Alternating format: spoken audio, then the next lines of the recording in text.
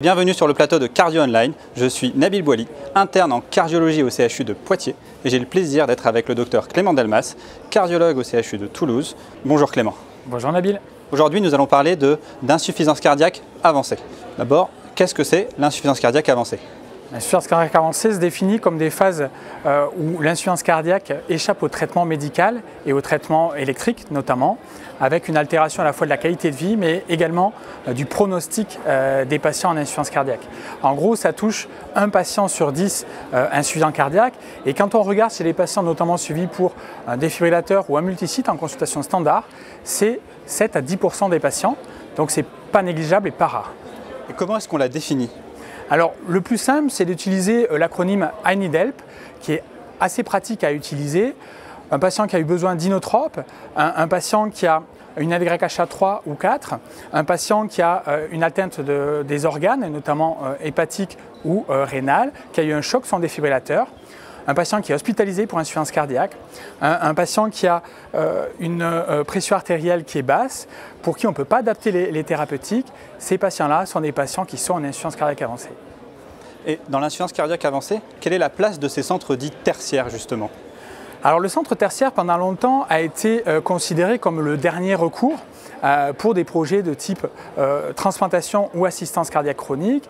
Néanmoins, du fait de l'expertise multidisciplinaire autour d'une heart team assez diverse, leur place est probablement pour aider au phénotypage de la cardiomyopathie sous-jacente, par exemple avec la génétique, avec toutes les thérapeutiques autour de l'amylose, les thérapeutiques interventionnelles structurelles, valvulaires, les coronaropathies avec des techniques parfois non disponibles dans les centres autres.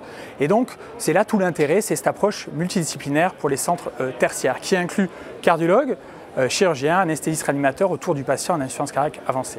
D'accord, donc des équipes pluridisciplinaires. Pour les centres primaires ou secondaires, parfois il est difficile de savoir à quel moment adresser les patients. On sait qu'il existe une fenêtre, ce qu'on appelle la Golden Widow. Qu'est-ce que vous en pensez et à quel moment justement adresser les patients ?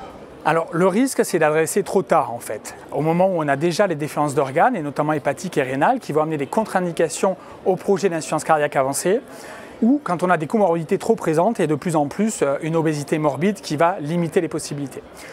Donc l'acronyme I need help a justement récemment été validé comme pronostic, et donc ces critères que je vous ai cités tout à l'heure, comme les hospitalisations, la nécessité d'augmenter les diurétiques, la nécessité d'avoir recours à une diminution du traitement de fond de l'insuffisance cardiaque, un choc défibrillateur, ces critères-là sont des bons critères pour nous aider à adresser.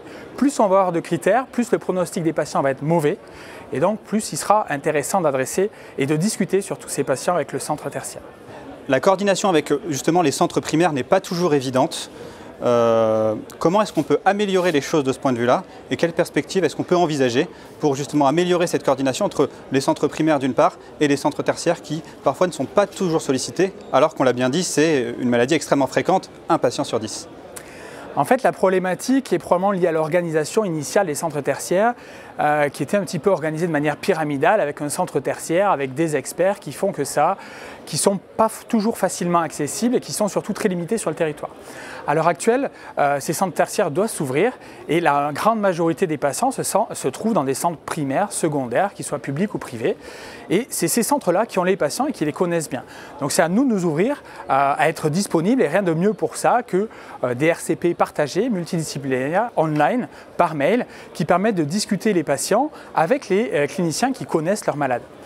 L'avantage de faire ça, c'est que ça permet de prendre en charge des malades sans forcément les voir physiquement, mais avec des bilans qui ont été faits dans ces structures et qui sont capables de les faire, et de pouvoir envisager la suite et potentiellement de faire venir le patient pour apprécier la faisabilité d'un projet. Avec l'avènement de l'IA à toute la sauce, c'est aussi un point qui est important parce que ça permet à partir du dossier médical informatisé des patients de nous faire des alertes. On a récemment plusieurs algorithmes qui ont été mis en évidence en nous disant que ce patient, son pronostic à 1 an, il est à 60% ou moins de survie. Et ces patients-là, il faut probablement les discuter pour éviter d'être dépassés sur les projets futurs. Donc si je comprends bien, et si on fait une synthèse de tout ce qu'on a dit, on peut retenir que l'insuffisance cardiaque, c'est avancer quelque chose de fréquent, un patient sur 10, qu'il ne faut pas hésiter à adresser les patients plus tôt que plus tard. Et puis surtout, il faut l'avenir peut-être que c'est améliorer et coordonner mieux les réseaux entre les soins primaires et tertiaires grâce à des staffs ou des RCP multidisciplinaires autour de l'insuffisance cardiaque avancée. Merci beaucoup Clément. Merci Nabil.